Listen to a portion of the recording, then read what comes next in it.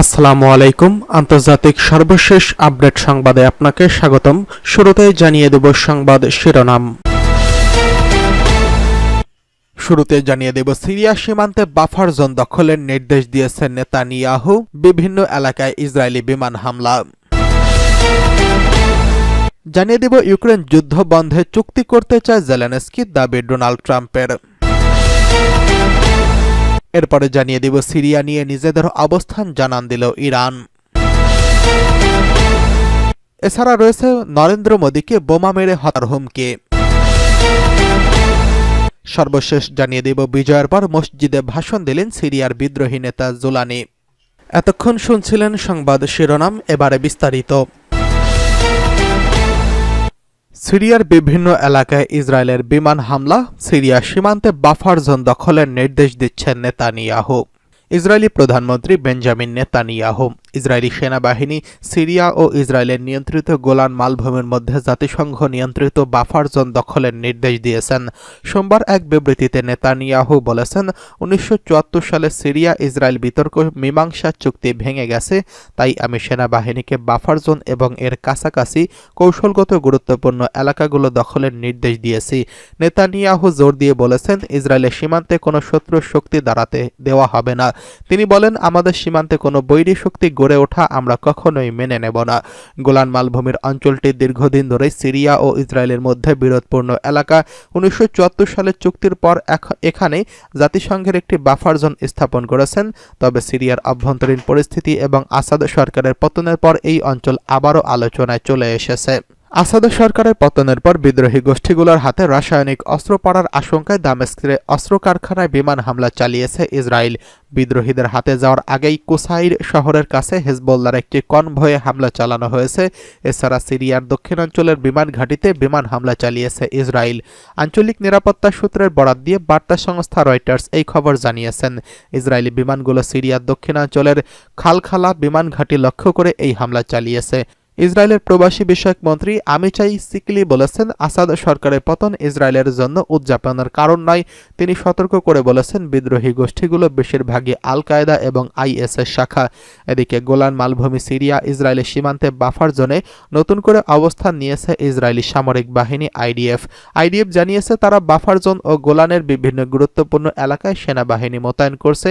এক বিবৃতিতে তারা বলেছেন, গোলান মালভূমি ও ইসরায়েল নাগরিকদের নিরাপত্তা নিশ্চিত করতে আমরা প্রয়োজনীয় ব্যবস্থা নিয়েছি। এদিকে ইউক্রেন যুদ্ধ বন্ধে চুক্তি করতে চায় জেলেনস্কি, দাবি ডোনাল্ড ট্রাম্পের।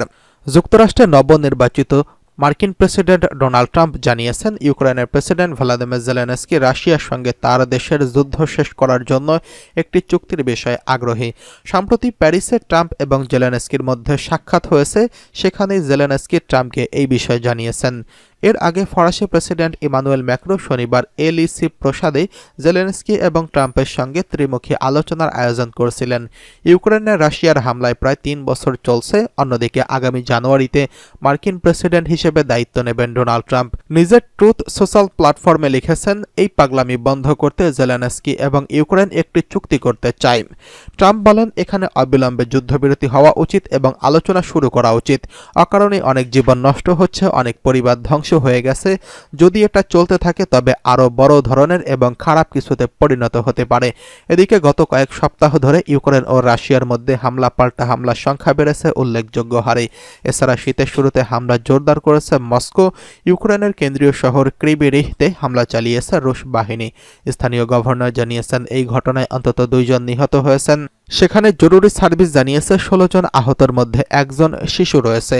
তাছাড়া নিখোঁজদের সন্ধানে তল্লাশি চলছে বলেও জানানো হয়েছে। এদিকে সিরিয়া নিয়ে এবার নিজেদের অবস্থান জানিয়েছে ইরান। সিরিয়ার প্রেসিডেন্ট বাশার আল আসাদ দেশ ছেড়ে পালিয়ে গেছেন। বিদ্রোহী যোদ্ধারা দামেস্কের রাজধানী দখলের মুখে রবিবার সকালে ব্যক্তিগত উড়োজাহাজে দেশ ছেড়েছেন তিনি। বাশার আল আসাদ সরকারের পতনে মিত্র রাশিয়া ও ইরান বেশ চাপে রয়েছে।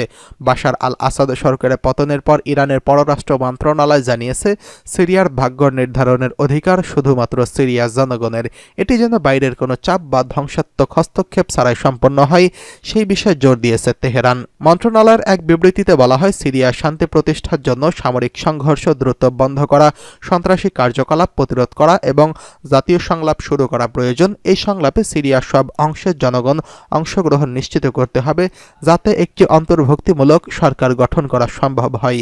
ইরান আরও জানিয়েছে, সিরিয়ার রাজনৈতিক প্রতিক্রিয়া এগিয়ে নিতে তারা জাতিসংঘের নিরাপত্তা পরিষদ রেজুলেশন 2258-কে সমর্থন করেছে এবং এই প্রক্রিয়ার মাধ্যমে সিরিয়ায় স্থায়ী শান্তি প্রতিষ্ঠা সম্ভব বলে মনে করছে তেহরান। ইরান সিরিয়া দীর্ঘদিনের বন্ধুত্বপূর্ণ সম্পর্ক ধরে রাখতেই দুই দেশের দূরদর্শী দৃষ্টিভঙ্গি গুরুত্বপূর্ণ ভূমিকা পালন করবে বলে উল্লেখ করেছে ইরানের পররাষ্ট্র মন্ত্রণালয়।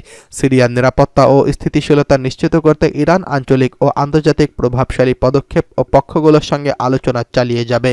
তেহরান জানিয়েছে তারা এই বিষয়ে সর্বোচ্চ প্রচেষ্টা চালিয়ে যাবে। এদিকে সিরিয়ার রাজধানী দামেস্কে অবস্থিত ইরানের দূতাবাসে হামলা হয়েছে। বিদ্রোহীদের হাতে দেশটির প্রেসিডেন্ট বাশার আল আসাদের পতনের পর এই হামলার ঘটনা ঘটেছে। তবে হামলার আগেই কূটনৈতিকদের সরিয়ে নেওয়া হয়েছিল বলে ইরানের রাষ্ট্রায়ত্ত টেলিভিশন জানিয়েছে। সৌদি আরবের রাষ্ট্র পরিচালিত টেলিভিশন চ্যানেল আল আরাবিয়া থেকে নেওয়া ভিডিও ফুটেজ সম্প্রচার করে ইরানের রাষ্ট্রায়ত্ত টেলিভিশনে বলা হয়েছে, অজ্ঞাত পরিচয় ব্যক্তিরা ইরানের দূতাবাসে হামলা চালিয়েছে। বিভিন্ন নেটওয়ার্কে প্রচারিত ছবিতে আপনারা সেটি দেখেছেন। এদিকে নরেন্দ্র মোদীকে বোমা মেরে হত্যার হুমকি। ভারতের প্রধানমন্ত্রী নরেন্দ্র মোদীকে বোমা মেরে হত্যার হুমকি দেওয়া হয়েছে। মুম্বাই পুলিশের এক হোয়াটসঅ্যাপে এই ধরনের একটি বার্তা পাঠানো হয়েছে বলে জানিয়েছে দেশটির বেশ কিছু গণমাধ্যম।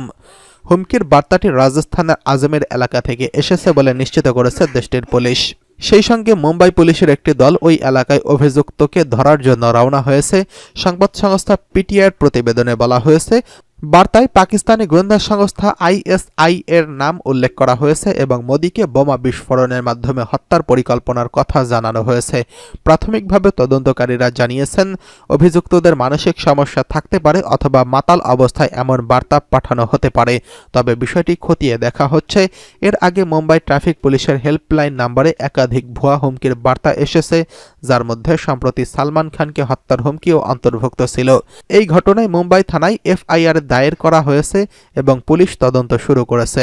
এর আগে বহুবার বহুজনকে হুমকি দিয়ে ভুয়া বার্তা এসেছে মুম্বাই ট্রাফিক পুলিশের হেল্পলাইন নম্বরে। কয়েকদিন আগেই বলিউড সুপারস্টার সালমান খানকে হত্যার হুমকি দিয়ে একই হেল্পলাইন নম্বরে মেসেজ পাঠানো হয়েছিল। এদিকে বিজয়ের পর মসজিদে ভাষণ দিলেন সিরিয়ার বিদ্রোহী নেতা জোলানি। সিরিয়ার 2 যুগের প্রেসিডেন্ট বাশার আল আসাদের পতন ঘটিয়েছে দেশটির বিদ্রোহী গোষ্ঠী হায়াত তাহরি আল শাম। আসাদ পালিয়েছে বলে জানিয়েছে রাশিয়া ও তুরস্ক। তবে তিনি কোন দেশে গেছেন তা জানানো হয়নি। ক্ষমতা গ্রহণকারী গোষ্ঠী প্রধান আবু মোহাম্মদ আল জোলানি বিজয়ের প্রথম ভাষণে দেশটির রাজধানী দামেস্কে ওমায়েদ মসজিদে ভাষণ দেওয়া বক্তব্যে বলেছেন, সব জয় এখন সিরিয়ানদের জয়। তিনি বলেছেন, আসাদ সরকার হাজারো সাধারণ নিরীহ মানুষকে অবৈধভাবে সাজা দিয়েছে। আমরা বৈধভাবে লড়াই করে বিজয় অর্জন করেছি। এই জয়ের জন্য সৃষ্টিকর্তার কাছে কৃতজ্ঞতার আহ্বান জানিয়েছেন জোলানি। তিনি বলেছেন, সৃষ্টিকর্তা কখনো নিরাশ করেন না। এই জয় সব সিরীয়বাসীদের জয়।